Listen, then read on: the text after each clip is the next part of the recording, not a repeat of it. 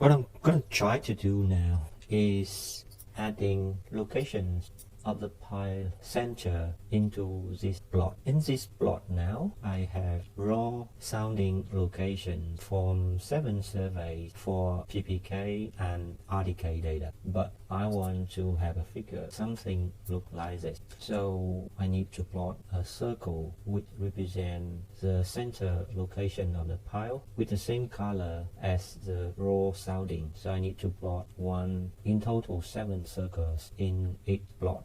So how can I do that? So let's have a look at the function that I used to plot these plots. This is a function. So this is a function with many input parameters or input arguments.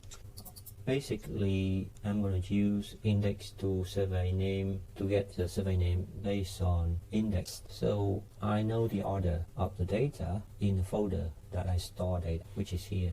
That's why with this order, I know that for the first one is going to be pile 1, then it's going to be 2014 October, and the equipment is 2024. Similar, the last one is 2020 April, the equipment is 2020. So based on that, and the function which helped me index to survey name, which is actually this index to survey name function.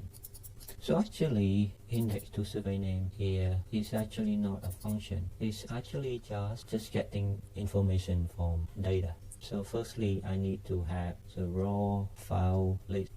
Then look through the raw file list to get the index. For each index, I'm going to get the information from the file, and I trying to make it like this. So basically, this is a file name. For example, this is a file name. If I get file name like this, I'm going to put it here. So that's 7 to 13 of this file name, which means this is 0, 1, 2, 3, 4, 5, 6, 7, 8, 9, 10, 11, 12, 13. So not including 13. Basically from 7 to 12. So I get this first part of the name, which is the date. Then I put RDK or PPK in. So here I only put PPK, which is very weird. I also have RDK as well. Oh yeah, depends on the data. Okay, so I have function to plot on the right. So you can see that I need to make more comments. So for the function, for this function, plot raw sounding, and I put RDK here because I put RDK there is because RDK is plotting on the left and PPK is plotting on the right. So RDK is actually plotting on the left. Plot raw setting purpose, plot locations of raw setting for RDK data with the coordinate tick mark on the left. So that's why we have RDK here. So basically you can see that if I put the name in again here and put big a little bit, and if it's RDK here, and then the page name, which is the file name, and then from -4 to -8. So this is -0, -1, -2, -3, -4. Is that so funny? Okay, this means it has something like this. Well, XY there. And then this is -1, -2, -3, -4. So from -5, -6, -7, from -8 to -4, not including 4. So I have the surveying date, the type of data, the multi-beam system name. So after that, I can get the survey to index name. So after that, I have the dictionary with the survey and index name. So if I have the raw data file list, do I have it here? Yeah, I have the raw data file list, which is so in this list we have the pile number 5. So that means we have here raw file list, which is file number 5. And then with this list we have 1, 2, 3, 4, 5, 6, 7 data files in this list. So for every single one in that list, if we run this, we can have a dictionary which is indexed to survey name. So we know that we can get the survey name based on index, which is very useful way to get information and for plotting. Next thing here we've got so we create a figure. You can see that we get the figure, and we turn on the grid of the figure. Then we set the major format. Yes, we set the major format. So we don't need to set the axis. We don't set that, the label. So we set it to have each thing and no thing here, but we don't need to do that because it's understandable. But if you want, you can do it. You can do it to make this thing here and no thing here to make it done. But it's a map, so we don't need to do it. Everyone understands this is his thing and this is not. Then we can set the title. Okay, so the title is not defined yet. Okay, that's the title. We can set the title. If we do show it, we should have something there, but we can't see it now, so no problem on that. So we define a legend, which is a list. Then for every single files in the raw file list, we're gonna get the header names. Header names is this thing, no thing, and the depth, perimeter, low, water, mean sea level. So we define a header name for the data frame. When with this header name, we also have the in data. So the in data, which is we just read the data in with the file, which is XYZ data file, and the name is using header name, and the limiter is actually space. So after that, we have a data frame looks like this with this thing, no thing, and the depth. So we're gonna assign x is the value of this column. Then we have x, and y is the value of this column. Then we have y. So we have x looks like this, which is a numpy array. We have y looks like this, which is a numpy array. Then now we can start plotting. So we have x and y. We just plot x and y data, and we can plot x and y data. The problem is index is not defined, so we're gonna make it like this, and we show the plot. So something happened here, but it's not working. So we're gonna do it again.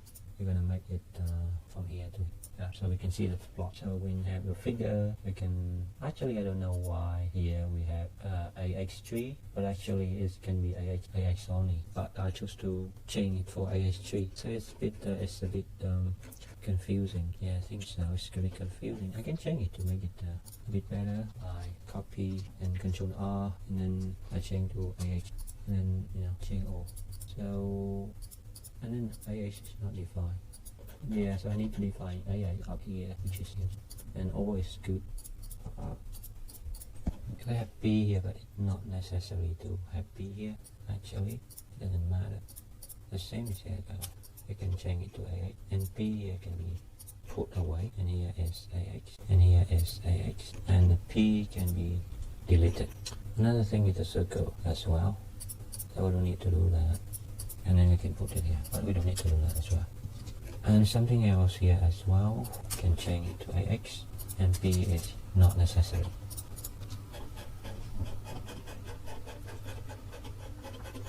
So coming back to this function, which is plot sounding, we already done it up to this location, but we did not do the legend, so we need to do it again with legend, which is here. Create a new figures and add legends in. So you can see that the legends is actually using the name form there. So how it's working? Firstly, for every single file in the raw file list, we're gonna have a survey name, and then we put the survey name in the legend, and we have a list like this. And then we put this list inside legend. Okay. We may change it to be legend list, but not necessary. It's actually, this is confusing with the name of the legend function. That's not a good practice. We should change it to we should change it to legend. Okay. So this is gonna be legend list. Okay, legend list. We're gonna put the mouse here and start file. Okay. Whenever we find we replace this that legend dot append. When I say that replace that not, that's gonna be skipped, and it will be legend log. Okay, which is legend log. Legend log is different. Legend log is something different, which is just a text file define the location of the legend. And legend title is no problem. Okay, legend size, yeah, all good. So next is legend title font size, and we can set it. So the legend here is actually function legend, so we should separate between the legend list and the legend function, so that's a good thing to do. Done.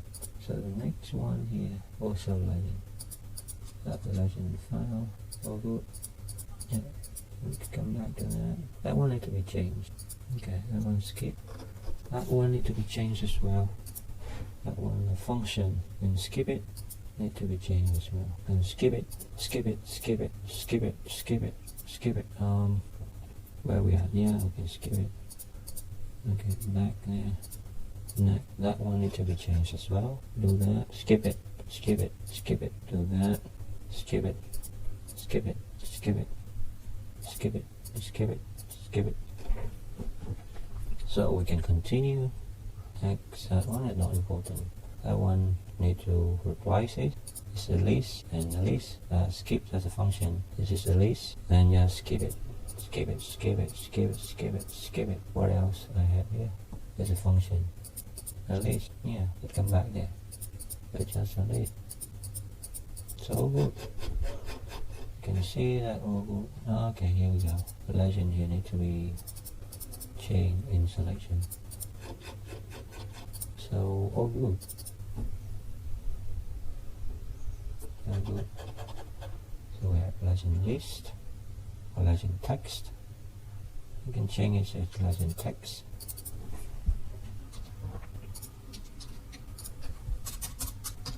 Yeah, we can change it in reply show. We can have something called legend text, and it is separated from legend function.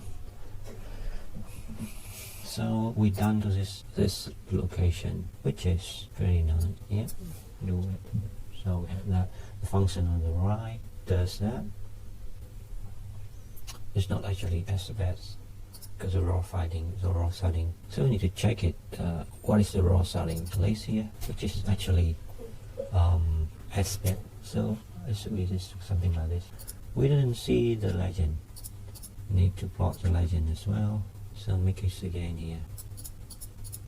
Okay, so the circle need to be basically have this. Okay, the legend. So the thing is that so we need to plot the circle.